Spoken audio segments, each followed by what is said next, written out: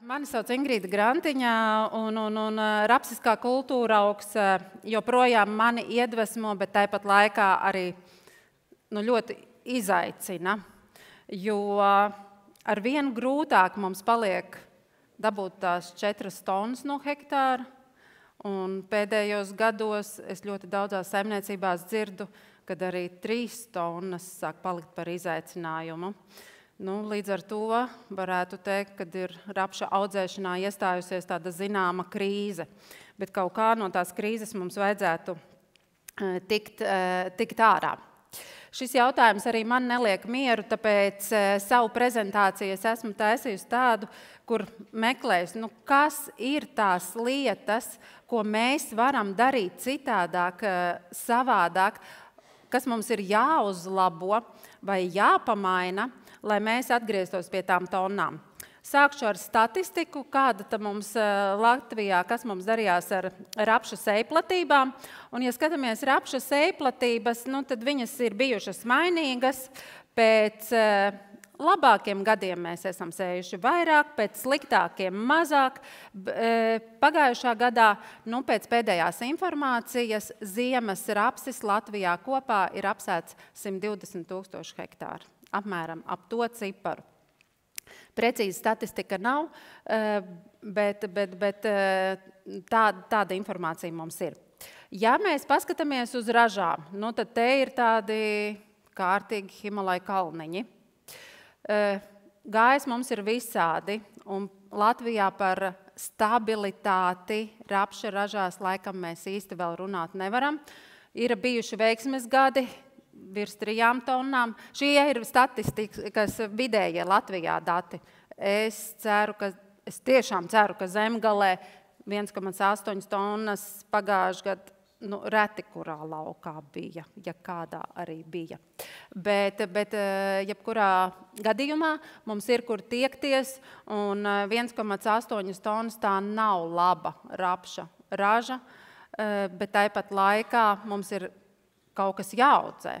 Nevaram mēs palikt tikai uz skviešiem. Tāpēc ir katram sev jāuzdod jautājums, ko darīt tālāk. Viena no opcijām ir, protams, samierināties ar esošām ražām, cerēt uz labākiem laika apstākļiem un varbūt izdosies. Otrs risinājums varētu būt, ka mēs tomēr skatāmies kādu vēl kultūra augu. Šobrīd nāk iekšā zirņi, paliek arvien populārāki, un varbūt tie varētu mums papildināt audzējamo kultūra augu skaitu. Bet viegli mums neiet atrast kādu citu kultūra augu, kas aizstātu rapsi. Un trešais risinājums, tad to, ko es jau piedāvāju pašā sākumā, ka mēs pārskatām savas audzēšanas tehnoloģijas un skatāmies, ko tur vajag pielabot, ko tur vajag uzlabot, un tad pie tā arī piestrādājam. Un man konkrēti negribas samierināties ar šitādām ražām, tāpēc es arī jūs aicinu mīlēt rapsi un atrast to, kas tur ir salabojams. Kas mani uztrauc šogad visvairāk? Un ar jums parunājoties, es saprotu, ka daudziem tagad ir galvas sāpes, kas pavasarī būs uz ziemas rapšu laukiem.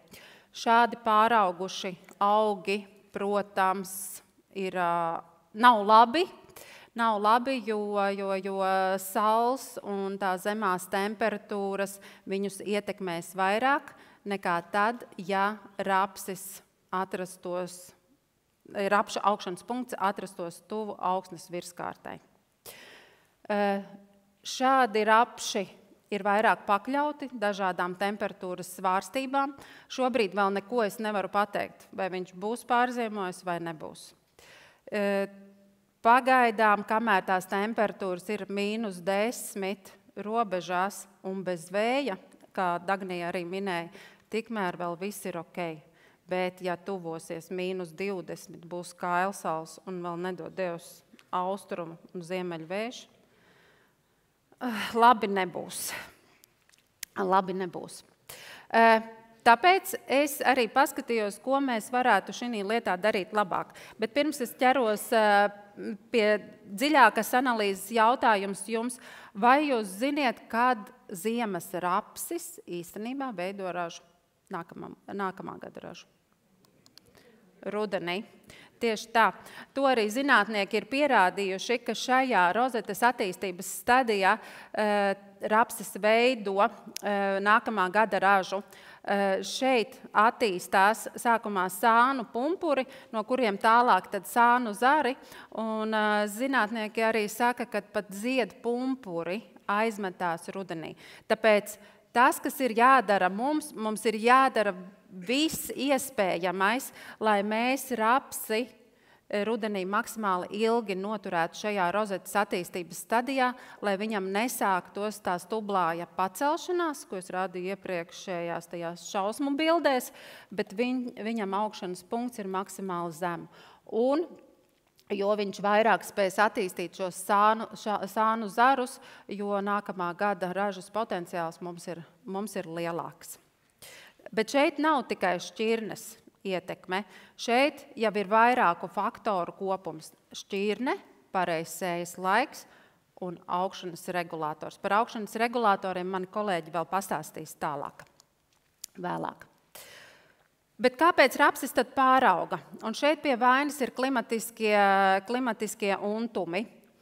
Mums vasaras paliek ar vien siltākas, rudeņi ar vien garāki un arī siltāki.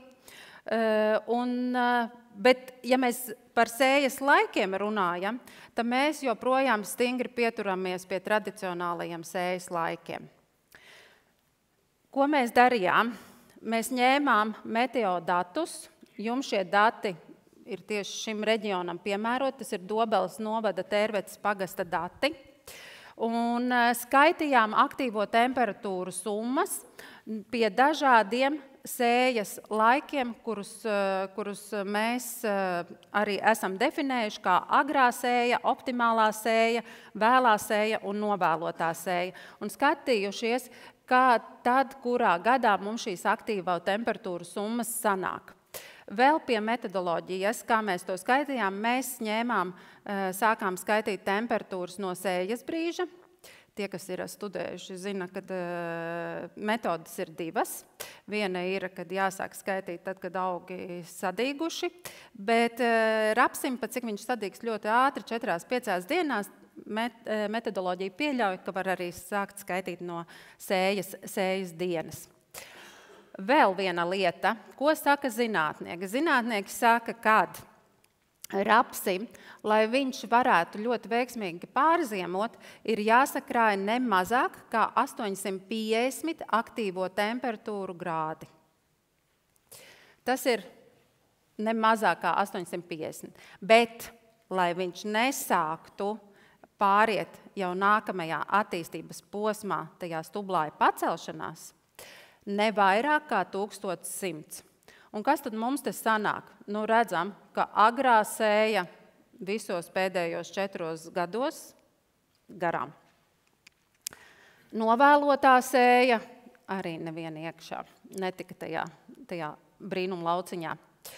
Īstenībā sanāktu, ka mums jāsāk sēt, ja mēs tikai tā pragmātiski atmetot visus pārējos faktorus skatāmies, visveiksmīgāk mums būtu, ja mēs sētu no 21. līdz 29. augustam. Bet, protams, mēs neviens nezinām, kāds būs nākamais gads, un riskēt mēs arī nevaram. Tur tas koridors ir baigi mazais. Tur sanāk, kad 8 dienās mums ir jāiesēj viss raps. Lielās saimniecībās tā ir vispār neiespējamā misija. Tāpēc es teiktu, ne ātrāk kā 11. augusts un ne vēlāk kā 29. augusts. Bet jebkurā gadījumā mēģinām tās jūlija pēdējās nedēļas sēdēt tā mierīgi, neskriet ar sēmašīnām uz lauka. Jo citādi rapsi apstādināt augšanā ir ļoti grūti. Un priekš kam to darīt? Tāpēc šeit ir informācija, par ko katram no jums ir ko padomāt. Vēl pieskaršos selekcijai, Un, ja mēs runājam par selekciju, tad Latvijā visi rapši, ne tikai Invigor sēklas, bet visas rapšu šķirnes, kas tiek piedāvātas, tiek selekcionētas pēc divām metodēm. Viena ir Agura un viena ir MSL. Agrāk mēs vairāk Latvijā sējām MSL šķirnes. Šobrīd mēs vairāk sējam otras selekcijas Agura. Neviena, ne otra selekcija nav labāka, sliktāka. Viņas ir dažādas. Un tas, kas ir audzētājiem svarīgi, saprast tās nianses, ar ko viņas atšķirās, lai jūs ziniet, kā tie augi attīstās un kā viņi uzvedīsies jūsu sējumos. Par aguras augiem. Viņu attīstība notiek krietni vien straujāk. Viņi ir piemērotāki dažādām augsnēm. Tas nozīmē, ka viņi ir elastīgāki. Arī pie dažādām augsnes apstrādes tehnoloģijām. Viņi attīstīsies vienlīdz labi. Viņiem arī ir paaugstināta izturība pret rudens slimībām, un tas ir saistīts ar to, kad viņi attīstās strauji, mēs viņus sējam vēlāk, ir mazāks laika posms, lai visi tie patogēni, jeb slimību ierosinātāji, kas atrodas augsnē, varētu inficēt augus. Līdz ar to viņu izturība arī ir labāka. Un vēl selekcijas veidā viņu izturība pret dažādām slimībām tiek uzlabota, un tāpēc tie aguras augi paliek mums ar vien populārāki. Bet ir viens bet, kas ierakstīts ar sarkanajiem burtiem, šīs šķirnes nesējam agrajos sējas termiņos. MSL augi, atkal šo augu attīstība notiek lēnāk, viņi ir vairāk tendēti uz rozetes veidošanu, arī būs piemēroti dažādām augsnēm, bet viņiem labāk patiks, ja viņus sēs arumā. Viņiem nepatiks tie mintili un visas pārējās minimālās augsnes apstrādes tehnoloģijas. Un šos augus atkal mēs sējam agrajos sējas termiņos, lai viņi paspētu attīstīties un pienācīgā lielumā atkal iet ziemot. Šeit ir Invigor ziemas rapša šķirnes, kuras mēs piedāvājam, un mūsu piedāvājumā ir dažādas, gan MSL selekcijas šķirnes, gan Agura. No MSL mums ir čita un tuba, tāpēc viņas arī ir jāsēj pirmās.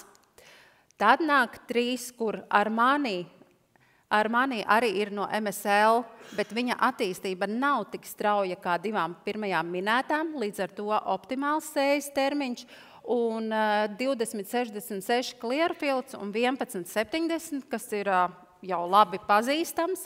To mēs ejam optimālā sējā, bet jebkurā gadījumā vairāk skatāmies uz vēlo sēju. Un tad ir vesels 4 šķirnes, kuras būs piemērotas vēlai sējai, tāpēc, ka viņas ir ļoti ātraudzīgas.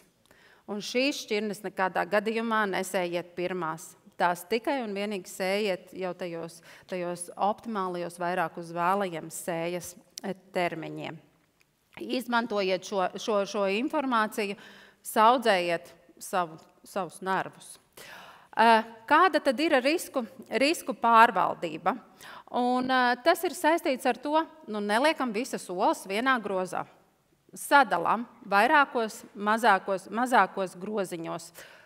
Vispirms uzrakstiet arī sev un nodefinējiet, kas ir tās šķirnes īpašības, ko jūs sagaidiet, kas jums ir svarīgs, ko jūs redziet savā saimniecībā kā piemērotu šķirni, kas varētu būt tām jūsu augsnēm vajadzīgs, jūsu varēšanai piemērotākas. Tad iepazīties ar šķirnes īpašībām, un te, pat cik zemgalē mēs arī runājam par šķirnēm, mums augumaiņa nav ļoti daudzveidīga. Te es teiktu, mums ir jāpaskatās, kurai šķirnei ir noturība pret aktuālajām slimībām.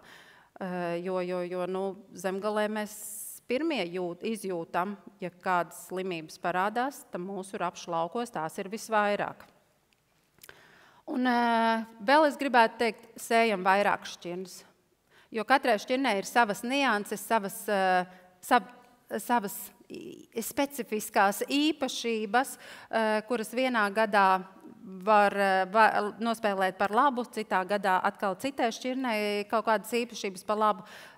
Tāpēc sējiet vairākas, tādējādi samazinot riskus.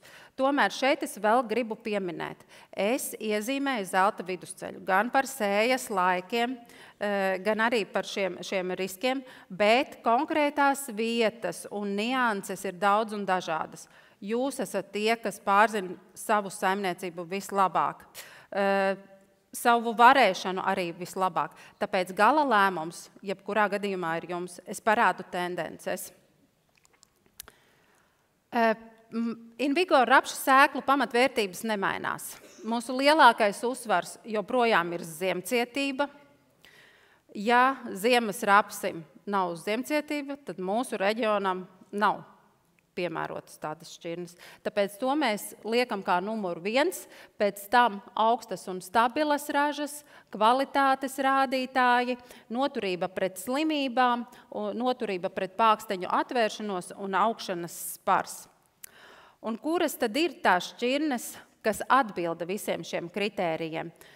Tās ir 4 labi pazīstamās, InVigor 1170, 1310, Armani, Čita un Tuba, un tad 2 jaunumi, InVigor 2050 un 2040. Jaunajām šīm šķirnēm ir uzlabota noturība pret slimībām. Mums nāk jaunas slimības, esam novērojuši savos rapšu laukos. Esat redzējuši, kas jums ir no jauna? Verticilārā vīta jūs sāk mocīt?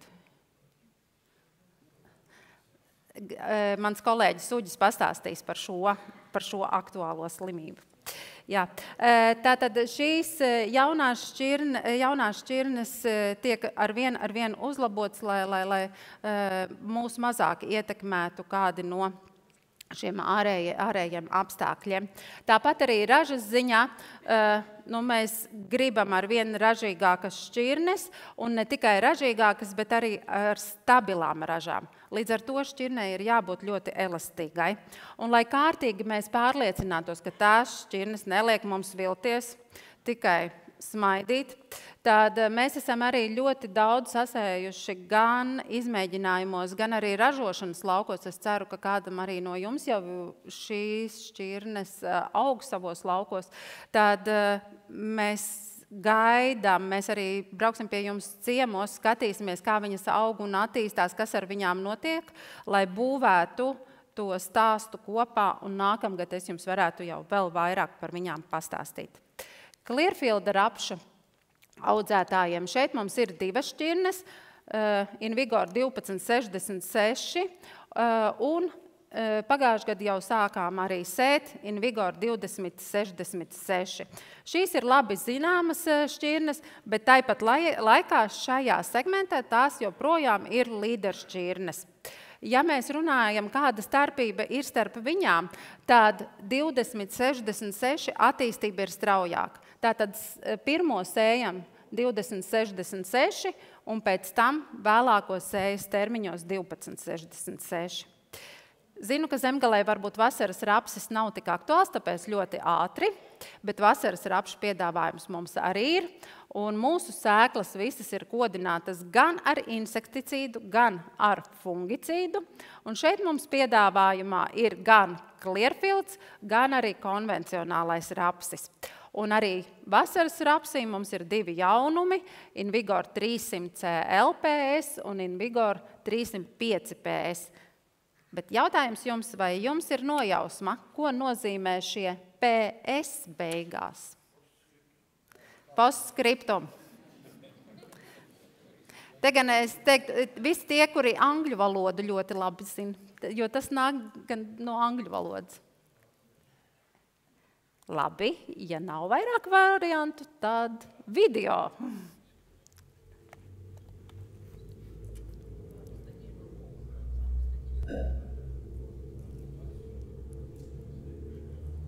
Tā bija standarta šķirne.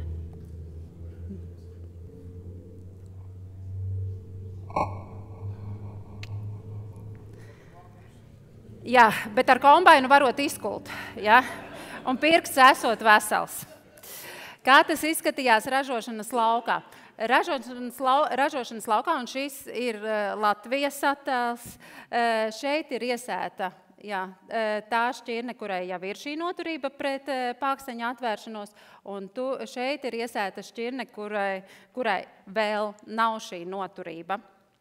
Un varat redzēt atšķirību, ja arī nebūtu tur tāda zeltainā svītra. Tad pirms kulšanas, uzejot uz lauka, tur, kur nebija šī pāksteņu pret atvēršanās noturība, tur bija izkults diezgan pamatīgi. Saimnieks teica, ka starpība ir apmēram 25%. Tas ir daudz. Un ko tad tas dod lauksaimniekam šī īpašība? Kādi tad ir jūsu ieguvumi? Pirmām kārtām aizsargā ražu. Otrām kārtām mazina vēja un krusas, kā arī stipra lietus ietekmi, nodrošina ilgāku, nelastīgāku novākšanas periodu, un tas, kas nav mazsvarīgi, samazina sēklu izbiršanu un līdz ar to sārņaugu izplatību, jo rapšas sārņaugi arī mums paliek arvien problemātiskāki, un tie ir vieni no tiem augiem, kas arī visas rapšu slimības mums pārnes no gada uz gadu. Tā kā tas ir, bet tas vairāk attiecas uz vasaras rapša audzētājiem. Ziemas rapsī, kāpēc šī īpašība nav tik būtiska, tāpēc, ka tur nāk efekts no tām minētajām selekcijas metodēm. Un pagaidām izskatās, ka pietiek ar to, tāpēc nevajag papildus selekcionāriem strādāt uz to, ka ziemas rapsī ir šī pret pāksteņu atvēršanās. Mums pagaidām tas no aguras sistēmas selekcijas augiem ir pietiekams. Nākotnē redzēsim, varbūt prasīsies. Jā, par vasaras rapsi, lai jums ir tā informācija, kur tad var iegādāties. Bet es ceru, kad nevajadzēs, ka visi rapša augi pārziemos, izturēs. Vēl hopu nevaram teikt, bet gaidām ar lielām cerībām. Ar to rapša stāsts ir tikai sācies. Es pastāstīju par sēklām, bet tā ir viena maza sadaļiņa no visas audzēšanas tehnoloģijas.